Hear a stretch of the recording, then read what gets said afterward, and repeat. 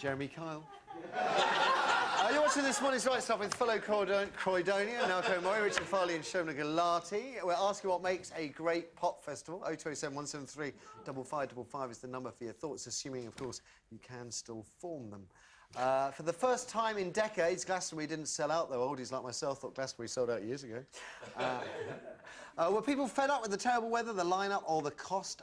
£160 a ticket, for heaven's sake. Oh.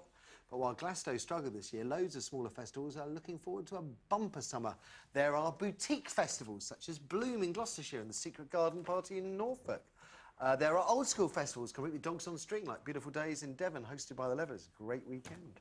There are really lovely sort of folky country do's, the Green Man near Brecon in Wales. Rampantly commercial festivals, such as V, complete with Girls Aloud. Right.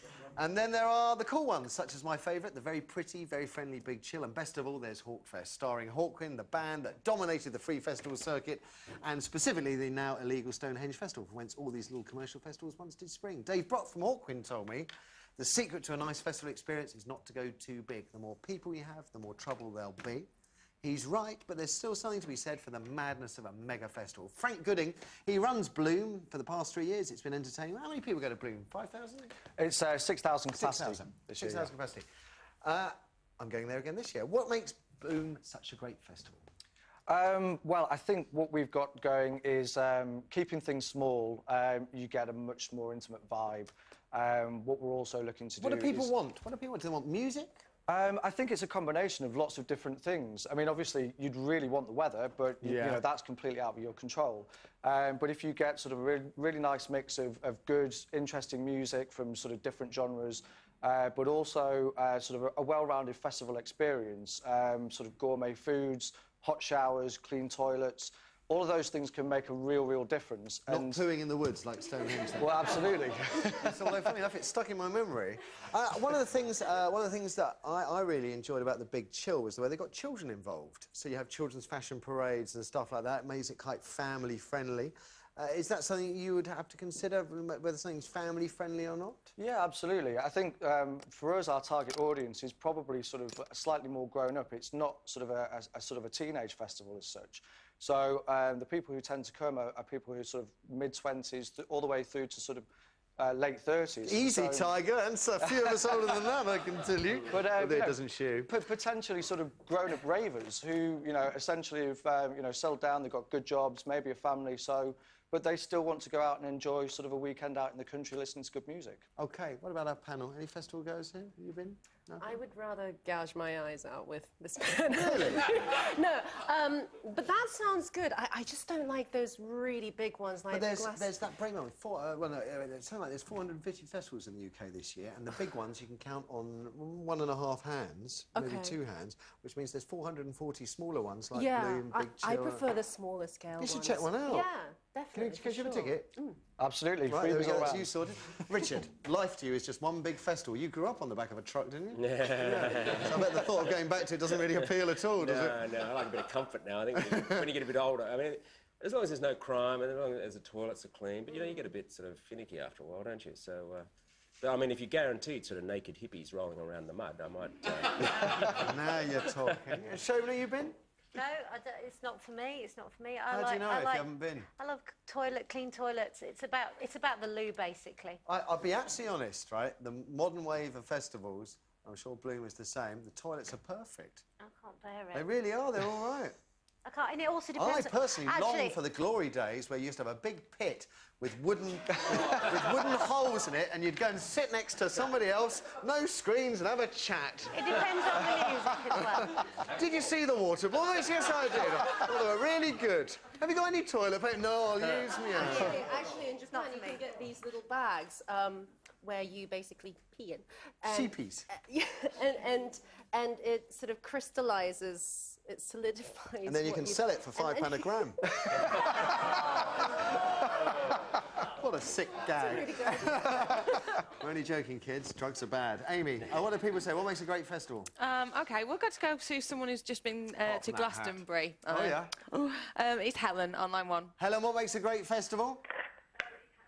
Right, that's enough from Helen. OK, let's go. Let's see if Karen's there on line 2. Karen, good morning. What makes a great festival, Karen? The atmosphere. Want to enlarge on that? The whole environment, the friendliness. Well, what do you like? Do you like a big festival filled with hundreds of thousands of people, or a really small festival filled with just a few?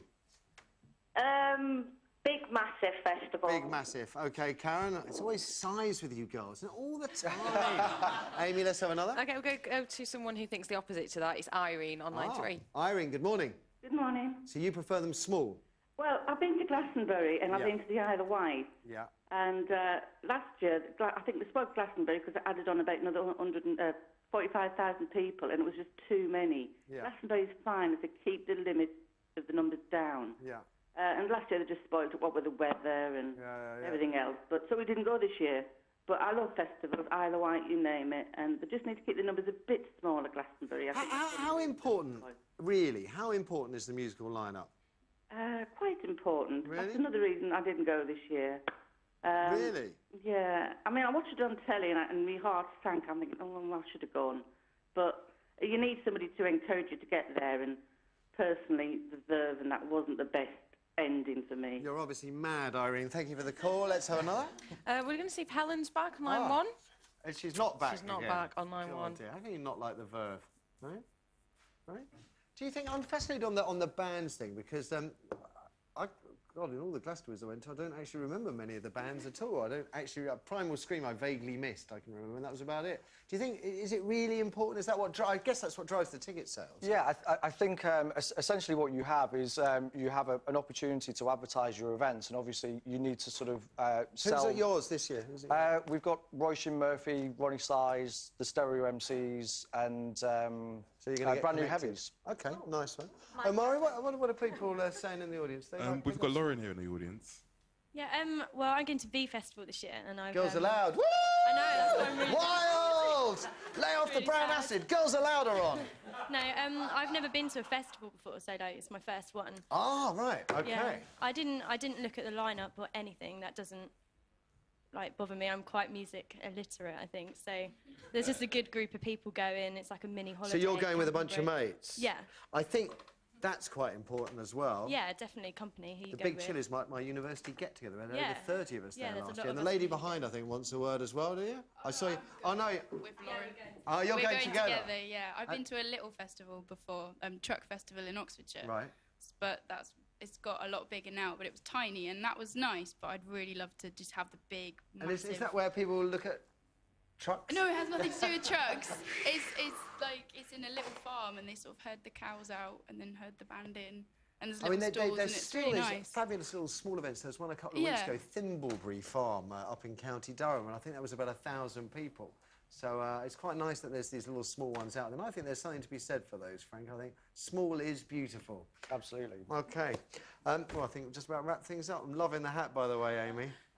I'm going to keep this one. Yeah? Think it suits me? Are you going to do any more this summer? I hope so. Do you know what? That was my first one this weekend as well, same as you. I've never really been to one, and I thought, oh, I can't do it. I How were the think I can toilets? do it.